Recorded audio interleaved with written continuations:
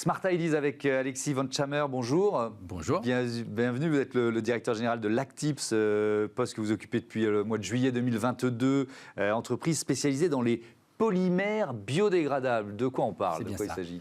En fait, c'est un polymère qui est 100% naturel, à base de protéines, qui est biodégradable dans tous les environnements, c'est-à-dire que ça se dissout, ça se biodégrade dans les sols en moins de 30 jours, donc très rapide, et dans les rivières et océans en moins de 12 jours, donc également très rapide. Et c'est un polymère qui est soluble dans l'eau, qui apporte justement beaucoup d'avantages par rapport aux applications qu'on vise. Donc, polymère, c'est du plastique en fait? C'est un plastique sans plastique. C'est un plastique sans plastique, ce qu'on appelle un biomatériau. Parce qu'il est biosourcé, c'est ça? Exactement, 100% biosourcé, sans aucune transformation chimique lors de notre process de fabrication.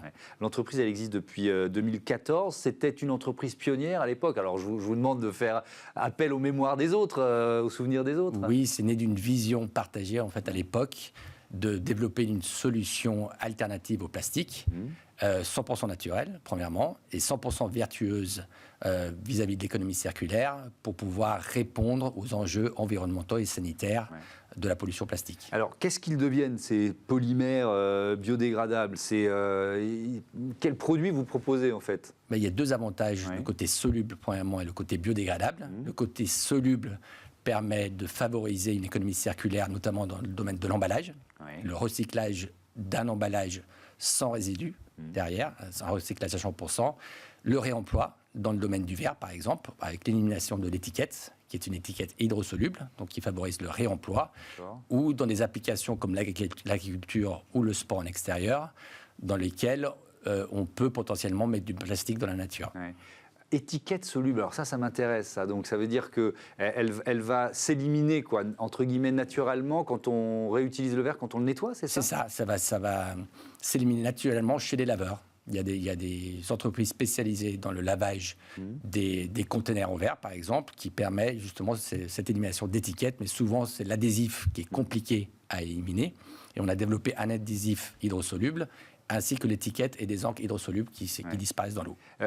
Combien d'années de recherche et développement? À quel point c'est un procédé innovant que vous proposez? On a mis 10 ans quand même pour le développer. Aujourd'hui, on a industrialisé notre technologie sur une vraie ligne de production. On a un site de production entre Lyon et Saint-Étienne de 4200 m², avec une ligne de production de 1500 tonnes aujourd'hui. Et notre technologie aujourd'hui est référencée et validée sur toute la chaîne de valeur et commercialisée actuellement. Avec des débouchés, un marché qui est un marché mondial potentiellement? Oui, partout on est dans la lutte contre les microplastiques. Donc on vise l'emballage alimentaire notamment, et notamment le papier alimentaire, avec une récupération de 100% des fibres de papier lors du recyclage, dans le domaine des étiquettes, comme je vous ai dit, mais également dans le domaine de l'agriculture, qui utilise énormément de plastique aujourd'hui. Alors, on a reçu il y a quelques jours l'autrice d'un livre qui est sur les nanoplastiques et la santé. Qui est très critique, mais qui est aussi critique sur des solutions comme les autres, parce qu'elle dit de toute façon, il y a toujours des nanoplastiques, et on les retrouve partout, on les retrouve dans l'air, on les retrouve dans notre corps, etc., etc. Ce qui est le cas, en effet, de certains matériaux pétrosourcés, mais également de bioplastiques qui sont partiellement biosourcés et pas 100% biosourcés. Nous, l'avantage, c'est qu'on est une protéine, donc on se biodégrade complètement, et on se transforme en humus, et donc c'est quelque chose qui est absolument pas toxique pour l'homme. Oui, c'est-à-dire ça reste une protéine d'une certaine façon, juste pour bien comprendre. Ça se transforme, oui, pour faciliter, comme un fertilisant naturel ou une protéine, comme vous pouvez manger. Notre protéine est tout à fait comestible, donc il n'y a aucun souci de ce côté-là. Bon, merci beaucoup Alexis Van Chammer et à bientôt sur BeSmart for Change. Voilà, c'est la fin de ce numéro de Smart Impact. Merci à toutes et à tous de votre fidélité à BeSmart for Change, à la chaîne des audacieuses et des audacieux. À bientôt.